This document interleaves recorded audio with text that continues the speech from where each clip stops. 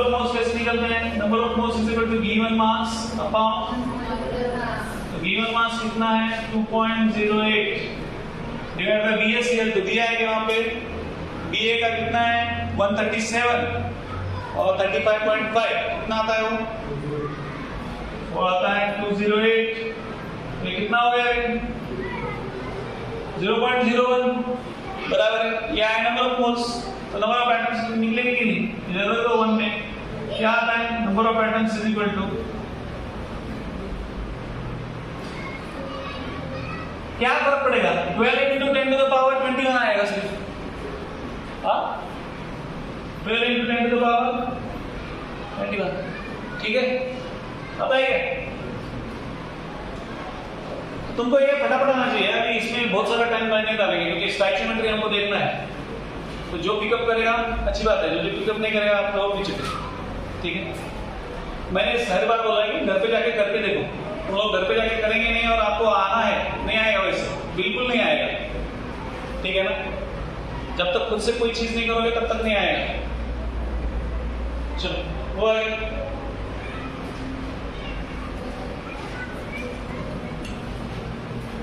जिनको आ गया वो ठीक है 2.08।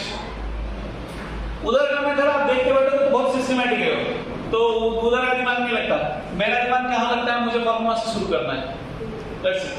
तो आप अपने हिसाब से चलो, वहां के स्टेप्स और आपके स्टेप्स अगर आप वैसे इमेजिन करेंगे तो कभी नहीं आने वाला, ठीक है। अपना फ्लो खुद बनाना पड़ता है कि आपको कैसे जाना है, इसको अप्रोच कैसे करना है। तो आप जो एलन ने दिया है उसका एज इट इज अगर आप कॉपी करने का कोशिश करेंगे आपको कभी नहीं आएगा, ठीक है। तो ये दिमाग में रखो, स्टेप्स उसके और अपने मैच नहीं होगा, आंसर तो आना चाहिए, स्टेप्स की जरूरत नहीं है। स्टेप्स मैंने पहले ये दिया तो उसने तो अलग लिखा पहले, ठीक है। तो आपको पहले फॉर्मूला क्या है वो तो आना चाहिए, बाद में वो चीज है, ठीक है। नेक्स्ट कैलकुलेट, वही पूछा है, ये तो आना चाहिए, आता है क्या, समझ पाए क्या, ये तो ऑलरेडी हो चुके हैं, number of atoms and number of molecules, ठीक है, छोड़ दो उसको, वो ऑलरेडी देगा। नेक्स्ट 1 ड्रॉप ऑफ वाटर, ये देखो calculate the number of atoms in 1 drop of water having mass of कितना है 1.8 ग्राम।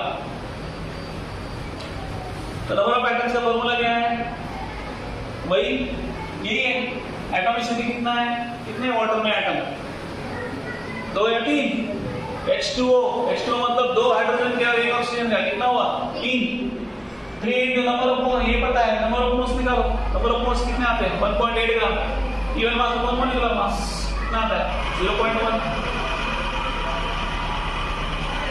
कितना आता है 0.1 मतलब ये कितना आएगा 18 into 10 to the power 22,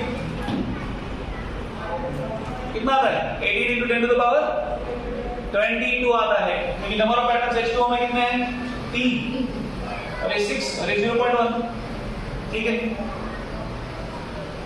next calculate the number of atoms present in 1 litre of water. अब ये थोड़ा नया है, ये देखते हैं। 1 लीटर ऑफ वाटर मतलब क्या बोला है 1000 ml, 1000 ml मतलब 1 ml इज इक्वल टू क्या कंसीडर किया है उन्होंने,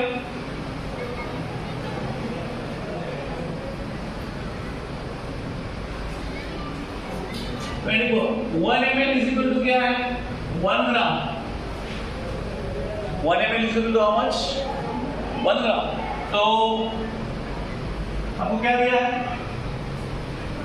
तो calculate the number of atoms in 1 litre of water, water के 1 लीटर में कितने नंबर ऑफ एटम्स है, 1 लीटर मतलब कितना 1000 ml, 1000 ml मतलब कितना ग्राम 1000 ग्राम, तो नंबर ऑफ एटम्स निकालना है, वही फॉर्मूला है A into N A। Water में नंबर ऑफ एटम्स कितने हैं 3, नंबर ऑफ एटम्स क्या है A इंटू Na, तो Na तो पता है ये 3 है into 6 into 10 to the power 23, n पता है क्या, n निकालो, नंबर ऑफ मोल्स क्या आएंगे 1000 ग्राम डिवाइडेड बाय 18 बराबर है, नंबर ऑफ मोल्स क्या है गिवन मास अपॉन मॉलिक्यूलर मास, गिवन मास कितना है आपका 1 लीटर मतलब कितना ग्राम, दैट इज 1000 ग्राम, तो ये 1000 ग्राम मतलब 1000 डिवाइडेड बाय मॉलिक्यूलर मास क्या है 18, 8 कितना आता है 55.55, ठीक है, तो ये नंबर ऑफ मोल्स आए, रखो इधर, ठीक है, याद है number of atoms is equal to 55.55 into कितना है, हाँ ये कितना आता है 3 into 6 into 10 to the power कितना है 23, कितना आता है टोटल देखो मतलब 8 3 5 5 3 5 3 5 15 और 16 8 16 8 16 कितना 166.65 और इनटू क्या है 6 इंटू 10 टू द पावर 23, कितना था 6 5 33, 6 6 36 और 3 39, यहाँ पे 3 6 6 36 और 3 39, यहाँ पे 3 ये वही 6 6 36 और 3 9, यहाँ पे 3 6 6 और 3 वो भी कितना 9, कितना हो रहा है ये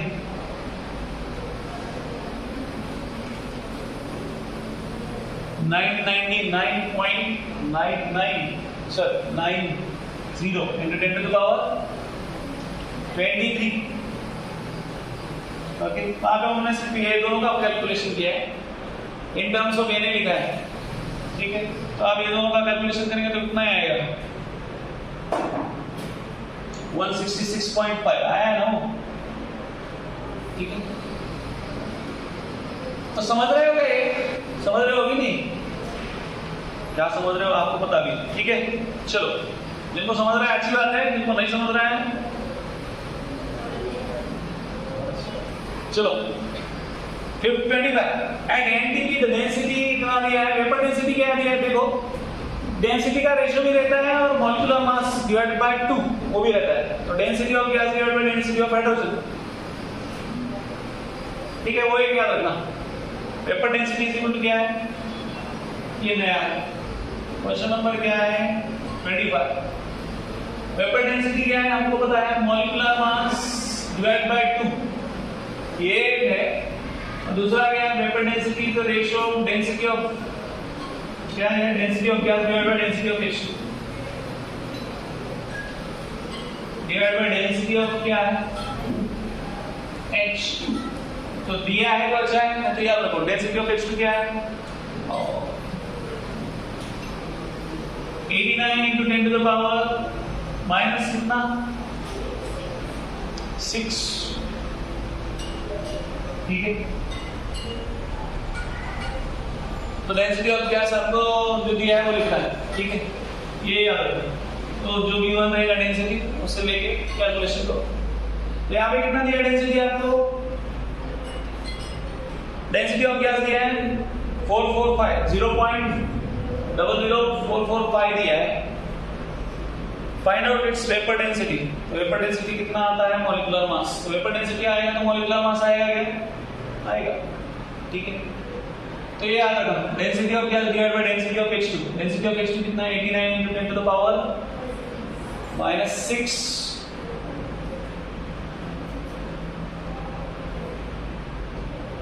grams per ml, this is grams per ml,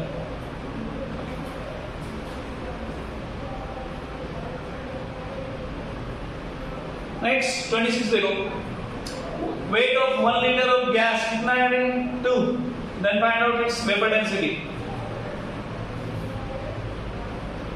density is equal to क्या है मास बाय वॉल्यूम, तुम्हारा वेट कितना है 2 डिवाइड वॉल्यूम कितना है 1000, कितना आता है 2 × 10⁻³ ग्राम्स पर क्या आता है वो ml।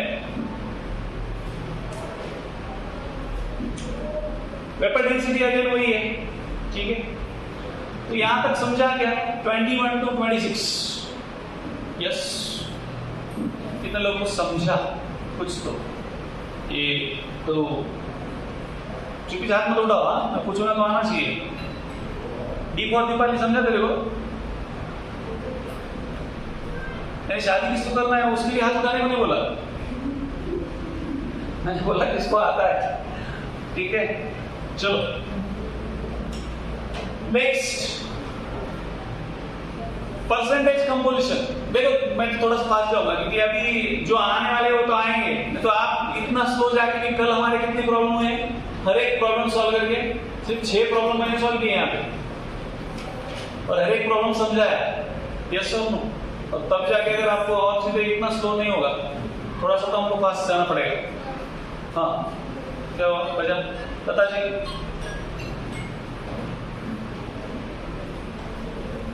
Peak to move,